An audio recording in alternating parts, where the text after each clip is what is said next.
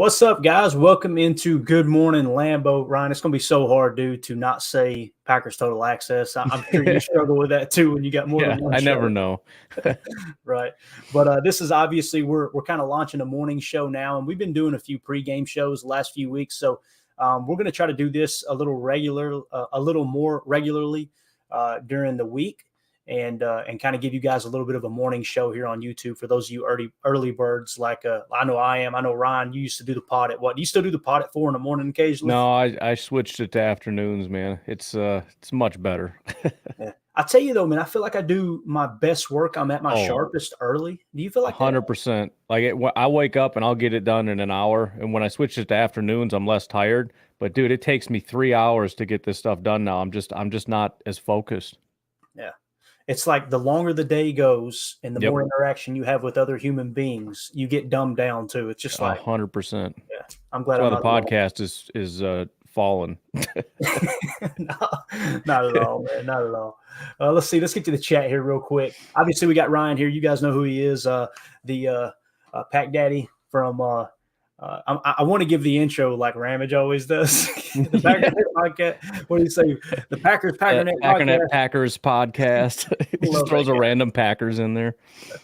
But Ryan from Packernet podcast, also Packernet After Dark, one of the best shows going. Man, I absolutely love. Jacob called me this morning. He's like, "Did you listen to Packernet After Dark yet?" I'm like, "No."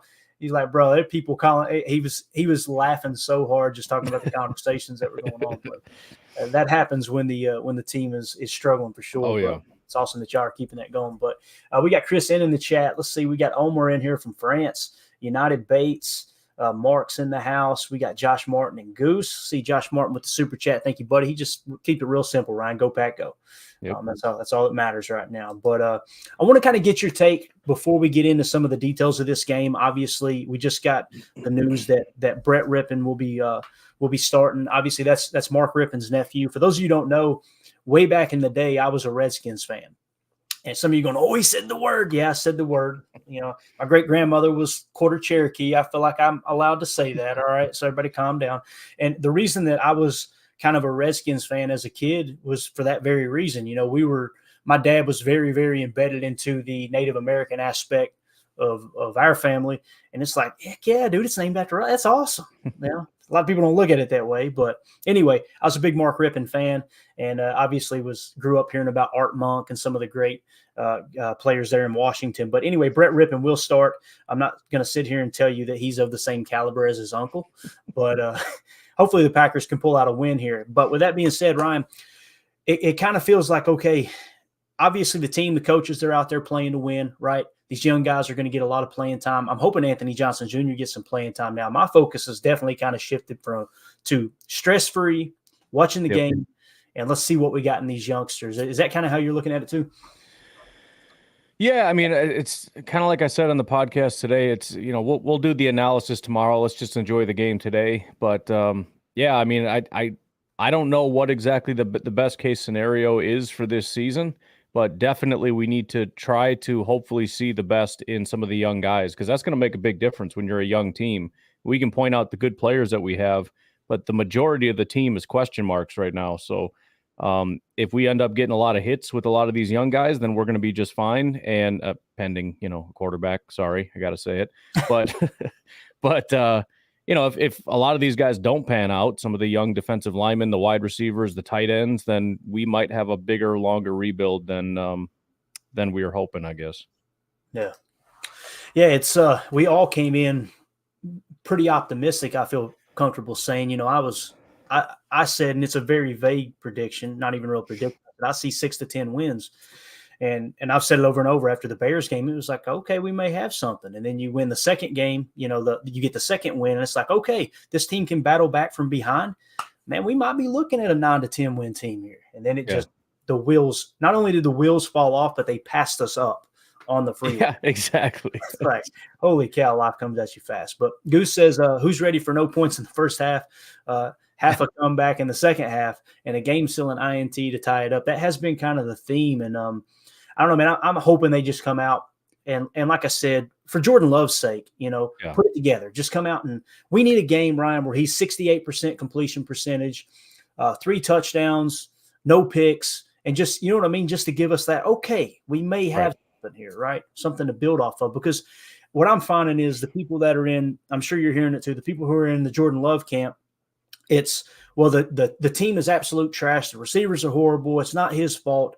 And then the people who hate Jordan Love don't want to acknowledge any of the other stuff. And really the truth always kind of falls in the middle for me. I'm seeing the accuracy issues. Not only am I seeing the accuracy issues, I'm seeing that he's very, very late in processing where the ball needs to go. Is that kind of how you're seeing that? Give me just kind of your Love's assessment right now for those who maybe haven't heard your takes. Yeah, I mean, the bottom line is there are a lot of issues at every phase of the game, but that doesn't mean we can't isolate Jordan Love. I mean, to pretend that we can't see him playing because there were a couple of drops, it's like, okay, well, there's still a lot of plays where you can see, like you said, the ball and its placement and the accuracy and the decision making. And, you know, I mean, even if the ball's dropped, was that even the right decision? Was that thrown on time? Was it thrown with anticipation? And honestly, I came into this with maybe 2 concerns with Jordan Love, and that list of concerns has grown. Some of the stuff that I thought were his strengths, like throwing with anticipation, poise in the pocket, these are the things that are starting to fall apart a little bit. Yep. And again, we can blame some of the circumstances, but it's not going to be an excuse by the end of the season. Like you said, for his sake, he needs to fix this because it's just not going to fly with Gutekunst, who's ready to tear this team down. To say, yeah, well, you know, you can't even say the offensive line wasn't blocking well enough because that's not even a reality. He is having time in the pocket. Yes. But whatever the excuse may, it's not going to be good enough. If we have a high pick and there's a quarterback sitting there, it's not like, well, maybe if we go out and get, you know, Marvin Harrison, then that's just going to fix everything. That's, yeah, maybe, or probably not.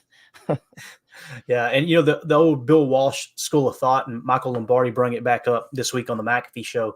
Bill Walsh believed, and you can hear it in The Score Takes Care of Itself. That book, the other book that was written about him that was by basically Brian Billick, helped put it together. It's like the football Bible.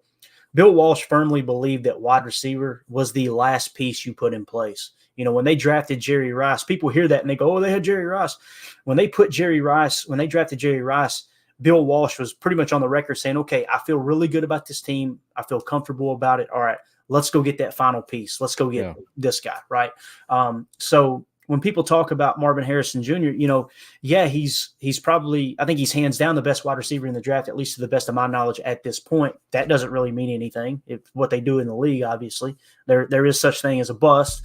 But I think until you know Jordan Love is the quarterback, then you got to start swinging at quarterback, and you got to make sure you get that guy. I mean, it's just it's the way the league has molded, and it's funny because 8-10 years ago, Ryan, somebody said it to me. I go, "Oh, it's a team sport. Shut up." No, it doesn't. No, I am 100% convinced that you've got to have that quarterback. Right. You can win with a good quarterback, but the goal is to have one of those top 3, top 5, no doubt. And I know I'm preaching to the choir here, but Chris has a question for you, Ryan. He said, Ryan, what's your opinion on Jair and Kenny? Are they a part of this team next year? I think that's a pretty good question. What do you think, man? Jair, 100%. He just got paid. He's not going anywhere. Kenny, I don't know. I think, you know, I don't know exactly his contract situation. Mm-hmm. I also think it's kind of a tough position right now in terms of, I think their opinion of Kenny is that he's maybe the top defensive lineman that they have. I know you and I don't necessarily love what we're getting from Kenny and haven't for a while. Mm-hmm. I think if we had a better situation to turn to, maybe. He's definitely not earning his contract, and I do think if things continue, what I would really honestly like to see is, as much as it sucks because we need to invest in offense, if we could really get, let's say we do end up with like the 12th pick and we get a guy like Jerzon Newton or something, and let's just say he ends up being a really good defensive tackle. I would, at that point, like to consider moving on from Kenny Clark. We get younger, we get more talented. Kenny is not earning the contract that he's getting. It's just hard right now with as much money as we have invested in him to turn away. Because I just, you know, you look at Wyatt and the mid-round guys that we have, not a good situation. I mean, I like Wyatt as a pass rusher, but it just seems like there's nothing there right now. So we got to fortify that a little bit more. And then I think we need to, honestly, we need to fortify it so that we can move on, because I think that's the right thing to do, especially when we're rebuilding like we are. It doesn't make sense to have a guy like Kenny. Yeah, it's tough because I always credit you to being the one that kind of made me aware of how Kenny wasn't performing as well as others might think he was. Yeah. I remember, I won't say the name of the podcast, but I actually super chatted the podcast and said, "Hey man, what do you think Kenny's worth the money? He's getting paid right now. Do you think he's performing, underperforming?" And the guy literally laughed and said, "You pay Kenny whatever Kenny wants." And I'm like, Yeah. okay, all right, got it. But when you look at the salary cap, real quick, didn't expect to go down this rabbit hole, but I like it, man. Kenny Clark is the second highest cap hit next year at $27.4 million. Yeah. His dead cap is at 24.2. So with that being said, you're looking at only freeing up roughly $3 million in cap. Right. So the way that sits, I think he will be on the roster. Obviously, Jair will be on the roster next year. With Kenny, I think he will be on the roster as well. However, if you get really, really, really good compensation, then you say, okay, it's worth it to eat that cap hit if you really are building for 2025. So, yeah, for me, I think if I had to bet the farm on it, I would have Kenny on the roster for sure. But great question there, Ryan or Chris. Appreciate it, buddy. Let's see here. Doug, Clayton's description of the Walsh 49ers is almost same as the Wolf Holmgren Packers. Think about that. Yeah, when did they add a receiver? See, they had Sterling Sharp, right, when Holmgren came in. Of course, got to kind of cross that off the list because the injury kind of ended that abruptly. So they go out, they get, obviously you get Brett, you get Reggie, right?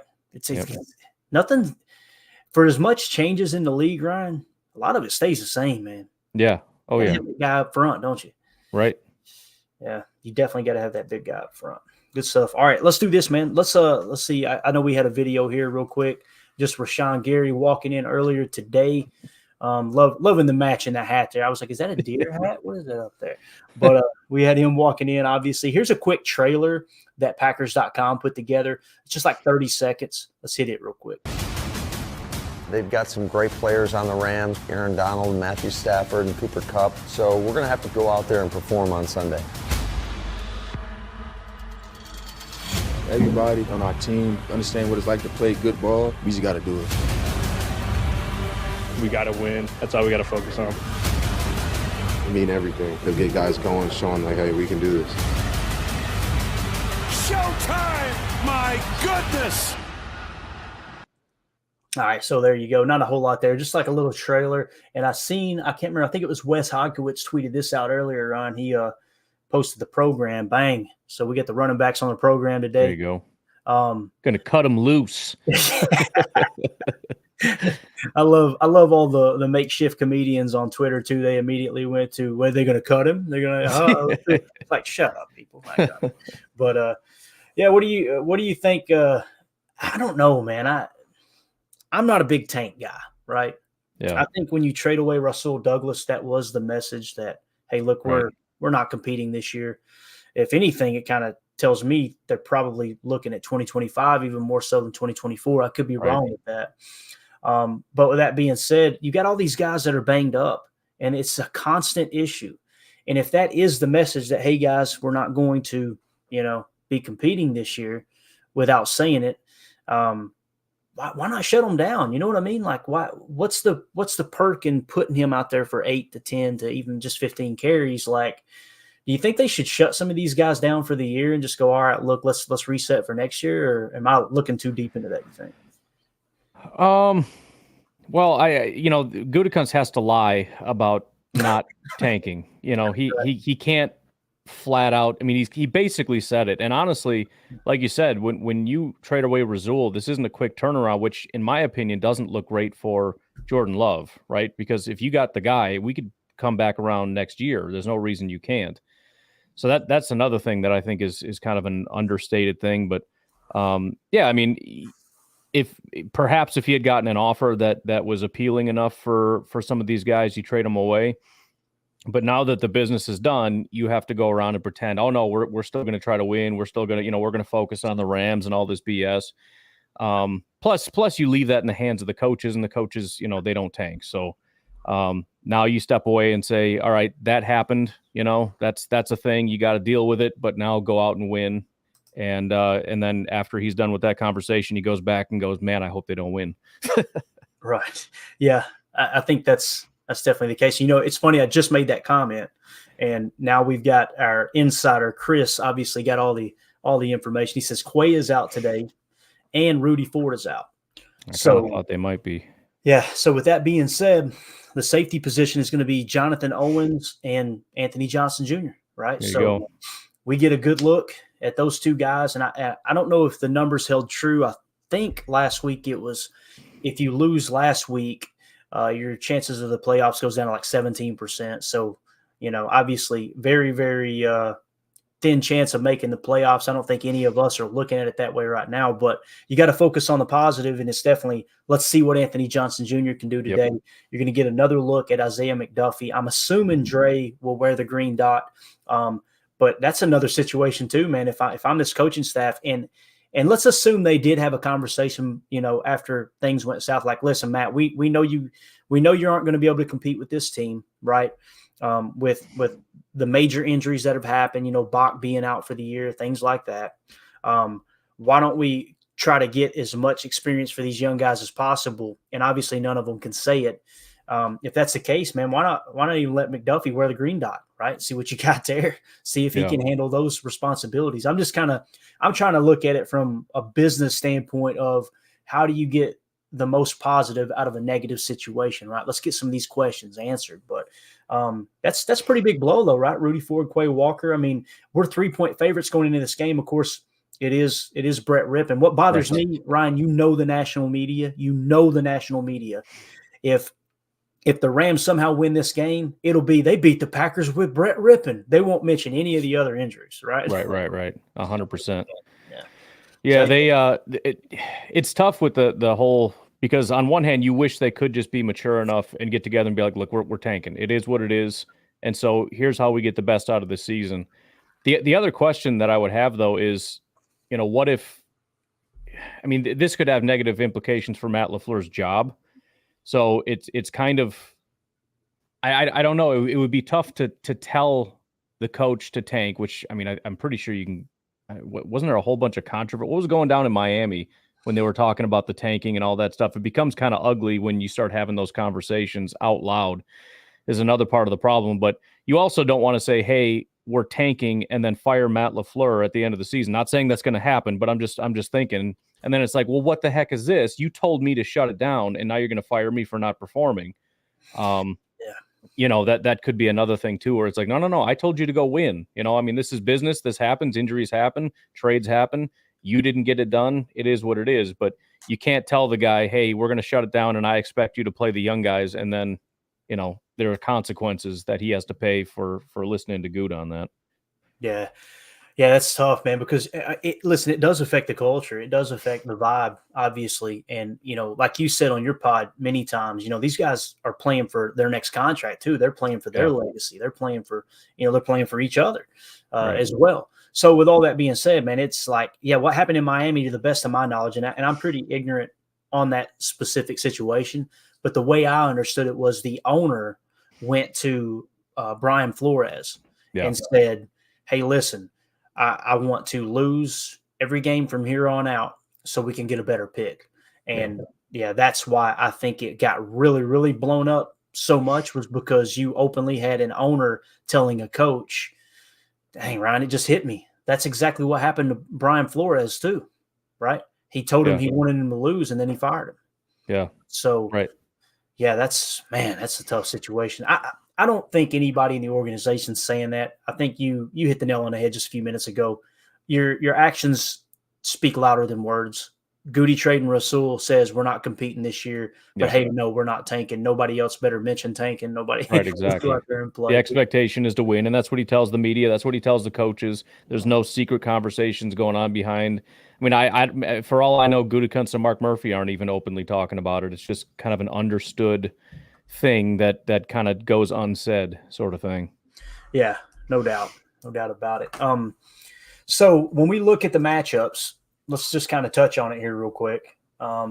Obviously, like we said, the Packers are 3-point favorites. That was before the injury news, although I still firmly believe that Vegas has a lot of inside tips and information. Sure. But when you look at us on offense, right, and how well, actually, let's focus on defense first because, again, replace Matt Stafford with Brett Rippon, right? And when you look at it, obviously their receivers are their strength. They've got a decent guard there at right guard. This is according to PFF, everybody. So this is our 34 base against their 12 personnel. Running backs underperformed. Obviously, Henderson has a low grade there. Right tackle seems to be weak. Looks like Rashawn Gary might get to eat a little bit. Both tackles are weak, aren't they? Look at this, man.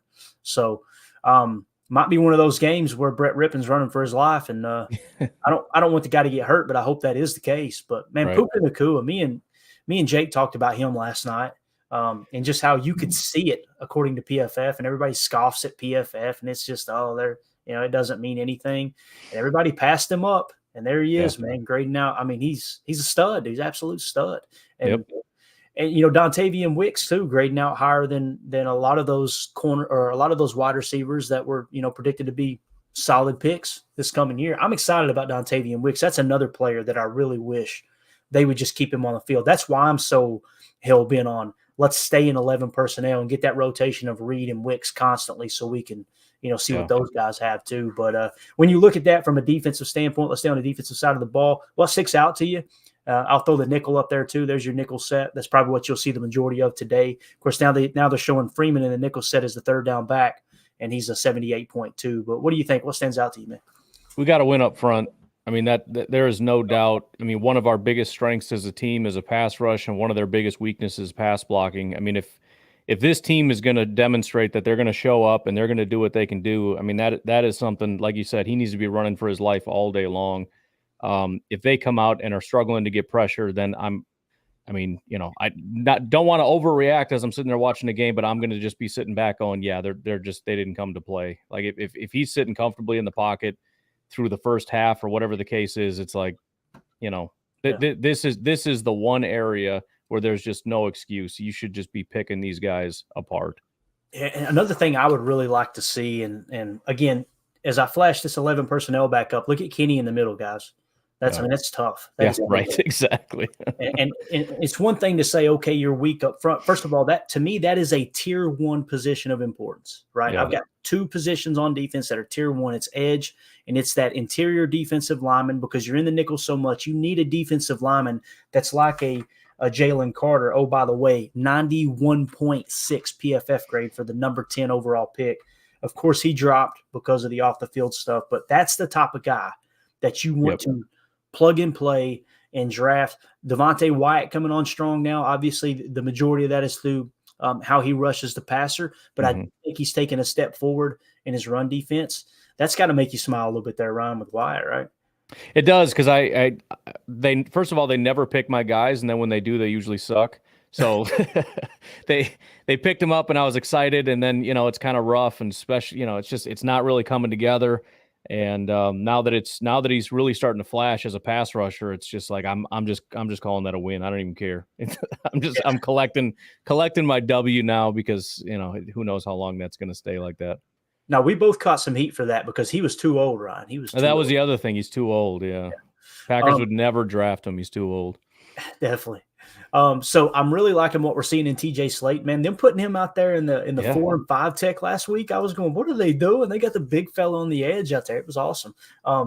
I like what we got there. I think he is progressing. I know a lot of people want to shine light on the fact that no one is progressing, no one is getting developed. I think it's safe to say that TJ Slayton is developing. He had a good week last week for sure, no doubt. Yeah. And that, it was a monster game, and a monster game will lift that PFF overall grade up, obviously, but I like what we got there. I want to see him more in nickel, but what it comes down to, and I said this last week, I was the guy going, man, we got to get TJ out there in the nickel constantly. The fact that they're taking him off the field because we're not playing base, that sucks. But you got to take Kenny off to do that. Kenny's healthy, and you're paying him a boatload of money. So it's like, that's one of those situations too that maybe you just quietly do a little more rotation, a little heavier rotation, right, to get him on the field. But and he's our big heavy as far as the run defense. I mean, he's the one guy you look at that you expect that from. Wyatt, it's like, we want you, and there is an expectation no matter what, but he's a pass rusher. Let's be very clear about what he was drafted to do. And Slayton's a run defender. And if he can come in and be that guy, I think we're going to be okay. Like, if he can consistently be that guy, if he can handle the load in the run defense and be, a major pivotal piece there, I think we've got a good defensive front because he can pick up the slack there, and then they can pick up the slack on the passing downs. And it doesn't have to be everybody is a good pass rusher and everybody's a good run defender, But like you said, he does have to come off the field once in a while, which makes things tough. But still, I mean, that is an important piece if he can continue to play that way. Yeah, definitely. Definitely. Goose had a chat here a little earlier, and why not talk a little roster? It's okay in a year like listen, if we were 5-2 right now, I'd be in here probably showing game tape right now. Going, here's how we win this game. Yeah. But Goose says, do you think we trade Jones? I'm assuming he's talking about Aaron Jones, obviously, and Devondre Campbell. Also get Ford a new contract. Completely agree with Ford a new contract. I was screaming it last year. People made fun of me for it. And I'll be honest, coming in this year, I'll probably be proven wrong, but Ford continues to perform, right? At least better than anyone else on the roster. So when you talk about trading Aaron Jones or Devondre Campbell, let me pull this up for us again one more time. We get that salary cap look, bang. All right, Aaron Jones is your fourth highest cap hit at $17.7 million. The thing that a lot of people are overlooking is his dead cap is 12.3. So you're only freeing up a little less than $4 million, I believe. No, a little more than $5 million then. Yeah. So you would free up roughly $5 million next year if you cut ties with him, whether you trade him, cut him, whatever. Now, obviously, you got base salary and stuff that can be converted to signing bonus. I don't think anybody's saying tack on voidable years for Aaron, but I do think he's probably going to be willing to restructure like he did last year. With that being said, this is off cuff, Ryan. If you don't want to answer, it's totally cool. I know it's spur of the moment. What would be the cap number that you would be okay with Aaron Jones coming back at next year if there was a restructure that took place? It's tough, man, because it is tough because it's also like, you're conveying to me, Gutekunst, that this is all about tear down, rebuild. And, it's still sort of an investment to hang on to him. Mm-hmm. Whereas, you could just, so it's kind of tough if they do that. I don't know. I really don't know what would make sense. We don't spend a lot of money on our position group, so it's not that big of a deal either way. As far as the trade thing, though, I think you're right. It doesn't make sense unless there's a big pile of compensation sitting there. There's no reason to get rid of a guy to save $2-3 million like that. That's just being ridiculous. But if there is a big pile of compensation for a guy like Aaron Jones or a guy like Devondre Campbell, then I guess you would consider it. But I'll just assume they'll be back next year. And at what price, I really don't know. But you're right. If it comes to we need another restructure, Jones would probably do it. Yeah, I think you would too. Because, again, it would come down to the market and you'd say, okay, who's the highest paid running back in the league? Kind of like, what I was suggesting with David Bakhtiari. If they look to bring him back, it would probably take $33 million to make him the highest paid. You could shave off $7 to $9 million off of the cap hit and bring him back if you want to compete in 2024. If you don't, send him over there to his buddy in New York and let them finish together. But the reason I want to pull this up real quick, Aaron Jones sitting at a 66.2. Obviously, the guy has been banged up all year. I'm not suggesting that's the new norm for Aaron Jones. Right. But when you look at it that way, we also, me and Jake looked at this. Here are your rookie running backs from this last, obviously the 2023 draft, and look how they performed. And take into consideration where they were drafted. Okay. Tajay Spears, obviously 74.6. I think he was a third. He was a little later. I know that. Zach Charbonnet, same thing. Jahmyr Gibbs was a first round pick. And then I don't even know who DeMarcado is. I don't either. Yeah, that's wild. Bijan Pretty good, though. Bijan Robinson's a stud. And he is the fifth highest graded running back in this group right here. Yeah. It's just absolutely wild. So it just goes to show you, if you invest the time into the scouting department of looking at those running backs there in the second and third round, you could probably upgrade from Aaron. If this is the new norm, I refuse to believe it is the new norm. I think he's going to rebound if he does play next year. And they keep trying to get him out there, obviously, with the injury. I still want to see more touches. And that's the whole thing too. Like with Rasul is like, we know what this year's about now. Why do we keep let's don't put him out there for 8 carries. If he can't rush, for 15 to 17 carries, then just sit him down, That's what makes the most sense to me. All right, good deal. So we hit on that. Devondre, that was the other one, right? Devondre Campbell is who he's asking about. Yeah. Okay. So I think, do you agree about Rudy Ford? Get him a contract as long as it's reasonable. Yeah, definitely. I mean, it's not going to be a big pile of money, so it's not really like a big investment that you can't afford. Plus, he's young, so it's a future thing, anyways. Yeah, So he's going to be a low cost guy that's been a reliable starter. And yeah, if in 2-3 years you're in a position where you are focused on upgrading Rudy Ford, cool. But for now, heck yeah, man, just lock him up. definitely. That was Etta, my German Shepherd back here. She's upset. She is so tired of me. Mandy's been out of town. Guess where Mandy is today, dude? Where's that? She is in Atlanta, Georgia. Do you know why? No. She took our nephew to watch the Vikings play today. How about that? Hey, I was like, okay. She asked me, you want to go? I ain't going to Vikings. You lost your mind. No. So I found out just the other day that she spent, I think it was $350 a ticket and got them on the 4th row behind the Vikings bench. So appreciate Dang. that. Mate. They're probably watching right now. Thanks, babe. Appreciate it. Glad I can support that whole organization. Now I've said it time and time again. The reason he's a Vikings fan, when he was a kid, he had some real bad health issues, and they had to take him to the Children's Hospital in Minneapolis. So all the Viking players would come in and see him. So sure. I know we like to look at all of them as bad guys, but you know how that goes. It's like wrestling back in the day, right? You find out that Ric Flair and Sting are friends, man. It just destroys your whole childhood. But anyway, Campbell, Devondre Campbell, that was the other one. So when we look at the contract there, pull it up, bang. Devondre Campbell cap hit next year is $14.4 million, dead cap 11.6. So you can only free up about less than 3. So 2.8, somewhere around that range in cap space. I think he's going to be back next year, and he's got like 3 more years on that contract too, right? So all these decisions come down to: do you want to accelerate the penalty? Do you want to absorb the cap hit now and free it up for the next year? But when you look at it from a 2024 standpoint, it kind of looks like Dre's going to be on the team, I think. But what do you think? And again, it comes down to compensation. What are people willing to give up for Devondre Campbell? I can't imagine it's any more than a third. Yeah, and that is a good point about 2025 too. It doesn't make sense for 2024, but at the same time, even though you're not saving a bunch and you're destroying your linebacker group, 2025 he is completely off the books. So if you do that with Aaron Jones, you do that with Devondre Campbell, 2025 you are freaking loaded to the gills with salary cap space. So I think that's something else to consider as far as potentially moving on, even though I still think they're not going to. It's worth thinking about if they really are invested in 2025 and beyond. Yeah.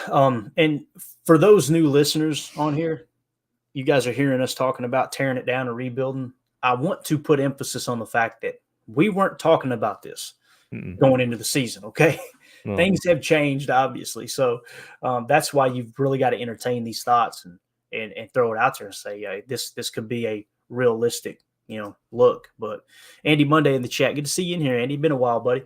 He said, so are we really out of salary cap purgatory in 2024? I thought Rodgers' dead cap money being gone next year would fix things.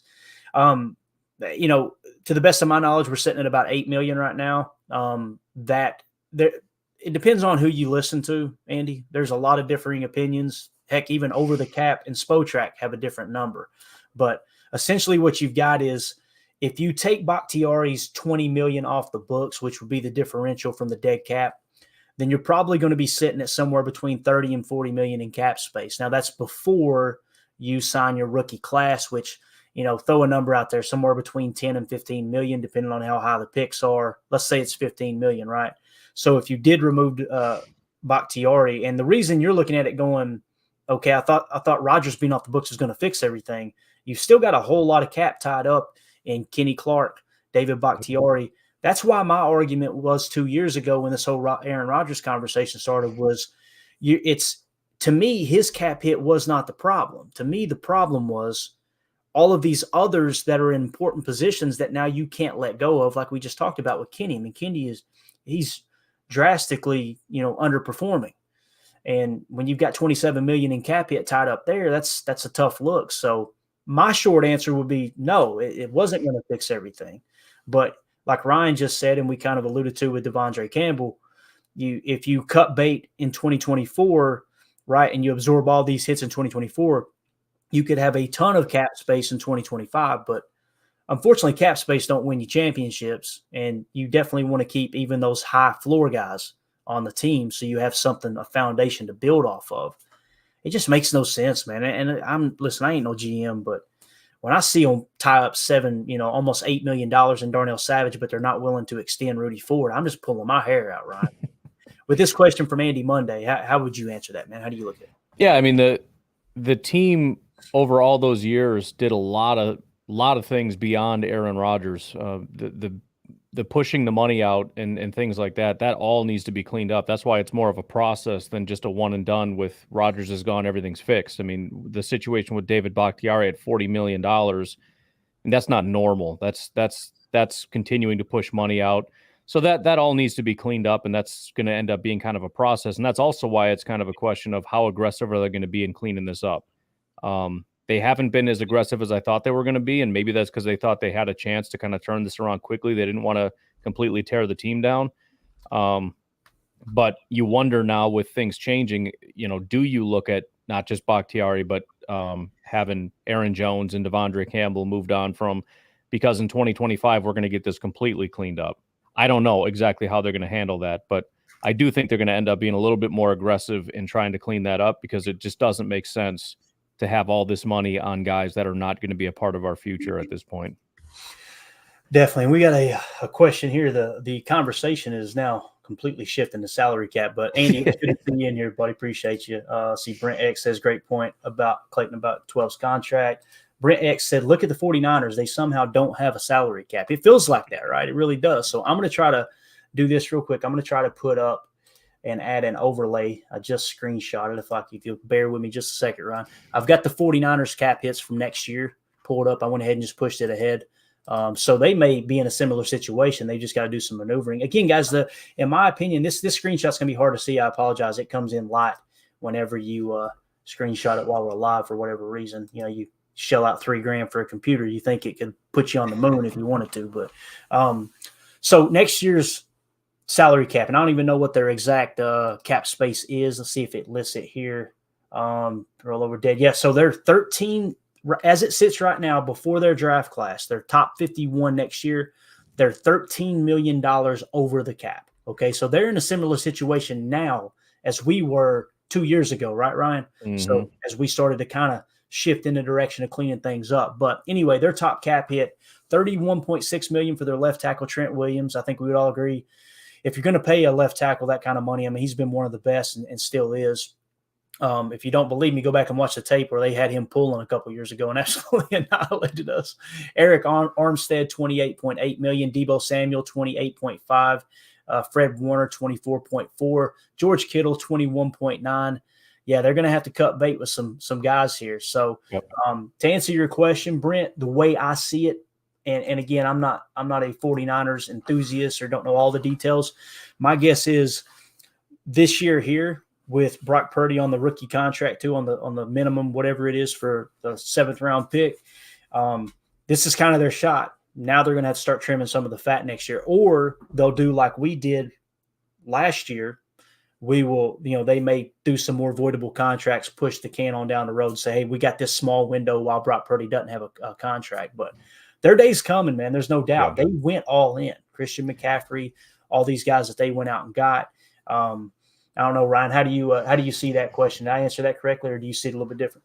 Yeah, I mean, I like you said, I haven't been following the 49ers and their cap space at all, but it does look like they've kind of done what the Packers did, which is to push all in, which you can understand because you're getting close every single year. The tough part is they never had a quarterback. So you're going all in on Jimmy Garoppolo, and then that doesn't work. And it's like, well, we got Brock, so just keep pushing. And now he's kind of falling apart at the seams. It kind of feels like they're headed for a little bit of a disaster here because I don't think they have what it takes to win right now, unless Brock Purdy can figure out how to be a quarterback again. And yeah, you're right. They're going to have to start. I mean, either way, Trent Williams is what? He's like 35, 38. I don't know how old he's an old dude. He's going to be gone one way or another. So they're going to have to start getting under the cap. And if that means pushing money out, then you're just heading for a bigger implosion later on. And again, I don't see a path to winning without a quarterback.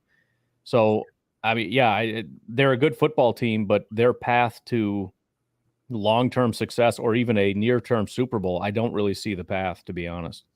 Yeah. Yeah, and like some of the guys are mentioning in here, like Brent mentioned, cap's an excuse when your team isn't performing, or you want to move on from someone. In my opinion, and then he said, "Thanks for clarifying." Yeah, the thing I always say about salary cap, there's typically two camps. One says the salary cap's fake, and the others treat it like you are not allowed to do anything fiscally irresponsible. Right? Yeah. To me, the cap is very, very, very real from a deadline standpoint. Right?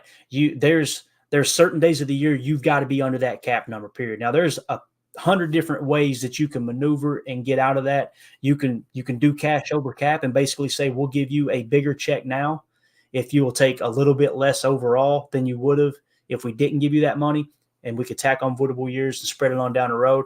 I think there's a lot of truth in both sides, but it's very, very date sensitive. One of the arguments people like to make is the Zadarius Smith situation. Well, you had to get rid of them because you couldn't afford them. It's like, no, they let it sneak up on them too, though. Because as long as you maneuver and you set the voidable years on a schedule in which you can kind of, be prepared to absorb specific hits at specific times, you can make this stuff work. It's what the 49ers are doing. It's what the Rams did the year they won the Super Bowl, right?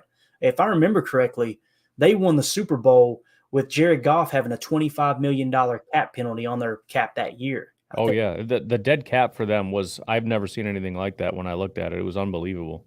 Have you looked at the Saints lately? Not lately. I know they were real bad a few years ago. Bro, I don't want to tell you the wrong number. This is going to crack you up. So when we go to 2024, I'm just going to read it off rather than screenshot it.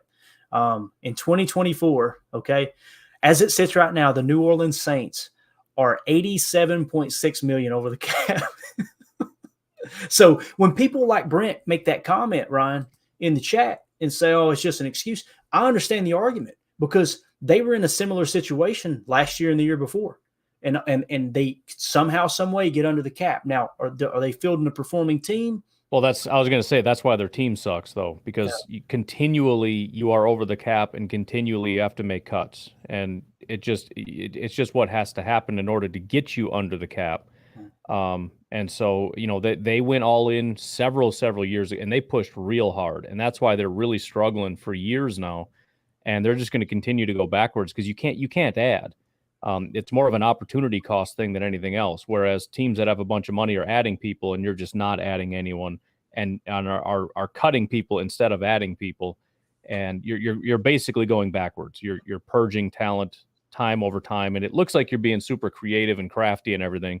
But it's the bill always comes due. Every dollar you put in a player's pocket has to be paid on the salary cap at some point. And if you don't pay it now, it's just going to be paid later. And that's the point. You keep pushing everything out. That's $10 you're not paying now. That's 10 more for next year. Well, we're going to push that back again. Okay, well, now it's 20 in 2 years, right? So you just keep playing that game, and you see where the Saints are at now, where it's like, we've cut everybody. We have nobody left, and you're still 80 million over. That was the same with the Rams. It's why they have nobody. I went through when I was going through their roster to see who we're going against. I don't know half these players. I've never heard of these guys. They cut everybody. They got nobody left, and they still have no salary cap because they have so much dead cap that they're dealing with.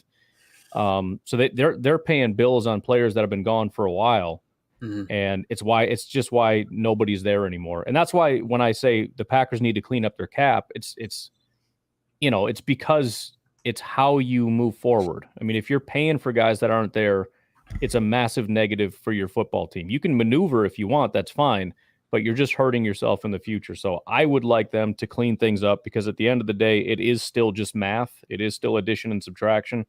And all you can really do is move things, but you're just adding on to next year, which means we're going to be worse every single year we do that. We got to get back to, as Andrew Brandt said, if I pay you $10, we pay $10 on the cap. Like, we need to get back to being more financially sound that way and responsible that way, as opposed to, we're going to pay you $20 and pay $1 today. I don't like that. We're just putting money on a credit card at that point. And, next thing you know, you've got thousands of dollars in credit card debt piled up every month that you're paying, thinking that you got a TV for $10. It's like, no, you didn't. That's why you got no money at the end of the month, because you got this big bill of debt piled up. So I want to get away from that. Yeah, and someone asked the question earlier, kind of the cat, or I think it was Andy that kind of brought it up. To put that into perspective, the Rams are about a year ahead of us in this process that we kind of walked through. We didn't go as extreme as the Rams. And that's the argument I have is like, if you're going to do it to go, really go after it. If you kind of sit in the middle, you're getting the worst of both worlds. It may work. It could work. But with the Rams, to put it into perspective, next year they're pulling out of it. They're, as it sits right now, $47.8 million under the cap. So they're in a position now to, start to change things. Yeah. So, you look at some of the good teams in the league right now that are quote unquote all in, right? The Chargers tried it, and it's just they have a coach that literally goes for it on fourth down like a knucklehead. They're $44 million over the cap next year. The Bills, right? Bills are one of those teams that's going for it right now. Next year, they're $41.8 million over the cap. And all these teams will be under the cap. That's why I don't buy into the doom and gloom. But like you're saying, Ryan, you gotta choose what path you're going to take. Right, exactly. And the Broncos, $20.6 million under the cap right now next year. The 49ers, over the cap. 49ers, like we said, 13.4. The Green Bay Packers right now are sitting at 8.1 under the cap. And like I said, they have to sign their rookie class. And then, of course, there's going to be some stuff that's trimmed off there. It's just, I think it's going to come down to who performs this year, who do you want to bring back, and, who's kind of worth it. But the Washington Commanders, they come out, I think they surprised people a little bit this year. Now, they just traded some pieces away, obviously. But I think they started the season a little bit better than people thought. They're $87.9 million under the cap next year. So, and the Patriots too, 77.5. But that's just kind of how it sits. Again, I didn't expect the conversation to steer in this direction, but we'll always lean on the chat for sure. So hopefully that answered everybody's question. But with that being said, man, we're getting close here. It's we're about roughly 45 minutes from kickoff. There you go. What do you think, Ryan? I don't like to put people on the spot and ask for predictions because, there's so many things that can happen in the game, but how do you see this playing out? Is there anything that you go, I wouldn't be surprised if this happens? Well, I'll just say, I hope there's a lot of optimistic fans that feel like this is about to happen. It's about to break free. Jordan's going to put it together, the wide receivers. And I do hope, that is the best case scenario, that we have a quarterback in Jordan Love and we have all the receivers and we have the coach, and they really just put on a show for everybody this week. That would be the best case scenario. It would suck that we got rid of Rasul at that point, where it's like, oh, dang, we actually do have a team. That sucks. But, I don't want to sound pessimistic right before the game. I'm in the mode where it's like, I'll believe it when I see it. So I kind of expect more of the same. And I guess as far as the outcome, there's in my mind, either win convincingly or don't bother, to be completely honest with you. We're going up against one of the worst quarterbacks. I just went and looked. Brett Ripien doesn't have a single good game in his career. Not one. Every game he's ever played, he's got a bad PFF grade. And bad tackles. Yeah. So. Yeah, he's got a terrible offensive line. But I just don't want, we barely squeak out a win against a terrible team in which we still have a ton of penalties. We still have a bunch of drops. We still have a bunch of bad throws. But because they're so terrible and they made just more mistakes, we squeak out a win. It's just, I don't want that. Either be a really good football team or don't freaking bother. That's kind of where I stand. Yeah, definitely. So Turtles, I love that name. And these names crack me up. So Turtles, I predict Watson breakout game and Robert Rochelle pick. All right, cool. Got it. All right, so this – obviously, the background right here was a shot that Ryan Wood shared just a few minutes ago. That's one of the most up-to-date pictures of the stadium today. They're expecting it to be 49 degrees, a little bit breezy. I think like an 8-mile-an-hour breeze, not too bad for Green Bay. And I think it was like a 19 or a 20% chance of rain. So might get a little bit of weather, probably just going to be cloudy, overcast, that type of game. Maybe the sun will poke through. But I just want to see Jordan Love come out and take those incremental steps into convincing us that, hey, he is the guy, right? That's what I want to see. I also want to see, like I said, a good rotation of these young guys because that's the direction we're going. Let's don't go into next year with question marks on any of these players, right? That's what I would like to see happen. So with that being said, we're going to play a quick video. This is from Wes Hockwitz and Mike Spofford, and then we'll get out of here. This is their final thoughts on the game. You can find this for free on Packers.com, their YouTube channel, all that good stuff. Love these guys, big fans of what they do. Here's what they got to say about the game. Winds of winter are in the air at Lambeau Field, my friend. Packers and Rams, it's time for final thoughts.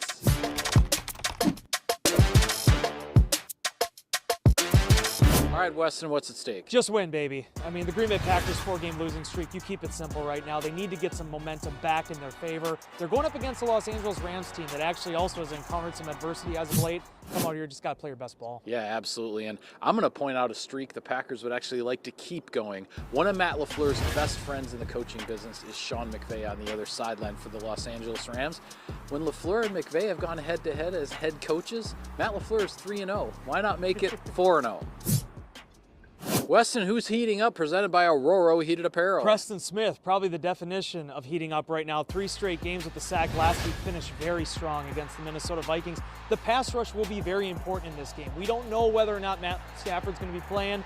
Brett Rippon could be the backup for them. Either way, the Packers need to get after the quarterback. Preston Smith is the perfect guy to do that. Yeah, no question about it. And I'm going to stay on the defensive side of the ball and go with a run stuffer, and that is TJ Slayton. He had a career-high 9 tackles against the Minnesota Vikings. The Packers held Minnesota's rushing game to just 2 yards per carry. Slayton was a big part of that, and if the Packers are going to hold down the Rams' running game, Slayton will be right in the middle of it. Wes, I say the Packers win this game if they execute their third down defense, because I just talked about stopping the Rams' running game. That's what the Packers did to the Vikings. They got them in a bunch of third and longs, but they couldn't get off the field. I think this defense can get the Rams in a lot of those similar third and longs, and if you take advantage as a defense, you're going to have the advantage. Excellent point, Mike. For me, it comes back to the very basics of this thing. Yes, fast start. You need that. Yes, you need to protect the football. But it's also about explosive plays. And Green Bay, when they have scored, have kind of had to go the full length of the field. 10-plus play drives, both of their scoring drives last week. 14 plays season long. If you can get an explosive gain, that can go a long way for this team. They have great weapons to do it as well. No question about it. And with that, we will sign off on this edition of Final Thoughts. Be sure to follow all of our coverage of Sunday. All right, there you go. So that's kind of the final thoughts on the game as we get ready to approach kickoff here. Ryan, I got some cheese curds being delivered. Now, listen, they're not Wisconsin cheese curds, but they're from Dairy Queen. Listen, when you're in Redneckville, USA, you got to take what you can get. All right, so we're going to have some cheese curds for the game. That's on the menu. I got about 1,500 calories worth too, so we'll be asleep by halftime. All right, let's see here. Derek K in the chat says, "Show us any kind of forward motion." Chris N says, "Bane, Gary domination. It's the stage is set. Inexperienced quarterback, a bad quarterback, to be honest, a bad right tackle, even a bad left tackle where they like to move those guys around. I think Preston and Gary can eat today for sure." Goose in the chat said, "I'd love if Love can be the guy, this team is set up to pick up some players and be a juggernaut." That is absolutely true. Yep. Ryan, I want to get your final thoughts on that, because I mean, if Love does turn the corner and he fixes the accuracy and he gets on time and all those things. And again, the timing issue, guys, when people hear that, they go, well, it's on the receivers too. No, I'm talking about the ball not coming out quick enough, Right. But with that being said, if he does end up being the guy, hey, we're set up pretty nice, right? 100%. And that kind of comes back to evaluation, because a lot of people are down on the wide receivers, but I've seen a lot of missed walk-in touchdowns because of bad throws. So I want to see him at his best. Then I want to see how good the wide receivers are when they've got a quarterback throwing on time in rhythm, and whatever deficiencies we have, let's go get them. I'm not always on the go get a wide receiver guy, but like you said, it is sort of the last piece. And I think that is the last piece. We've invested a ton in the defense. I know everyone's mad at the offensive line, but they at the very least can pass block, which is good enough for our quarterback. Like he said, we need the explosive plays. So go get an explosive play guy. If we don't have a number one, go get that number one and let's go do it. But it starts with Jordan Love, right? That's, in my opinion, I know it's like, well, the coach and the wide receivers and the offensive line, bull crap. It starts with the quarterback. When he shows me he can do his job, then we'll figure out what's missing. Yeah, definitely. And if Wyatt can continue to take a step forward, especially in run defense, then you might have your defensive lineman. Right now, I think it's too early to say that. But, man, fingers crossed, I hope it happens. But, again, I want this draft and develop the work. I do. Right now, it's hard for me to buy in, but there's a lot of ball left. And let's see if they can turn it around and get on track. And like I said, get all these young guys a bunch of snaps. But, Ryan, dude, you're the best. Appreciate you taking time to hop on here, man. We need to do this more often. It's a lot of fun. Appreciate everybody in the chat. You guys were awesome. Want to give a special shout-out to Josh Martin. Thank you for the super chat, buddy. And probably won't put this out in podcast form because the game will be over. Nobody wants to listen to a pregame show after the game's been played. But, again, thanks to everybody rolling through. We're going to continue to do this. Even when there's not a game, there's going to be days during the week that we'll do Good Morning Lambeau. And it's going to take forever to get used to that name. And hopefully we can get Ryan back on here with us again. But thanks to everybody in here. As always, let's go out and be the change we want to see in the world, and go Pack Go.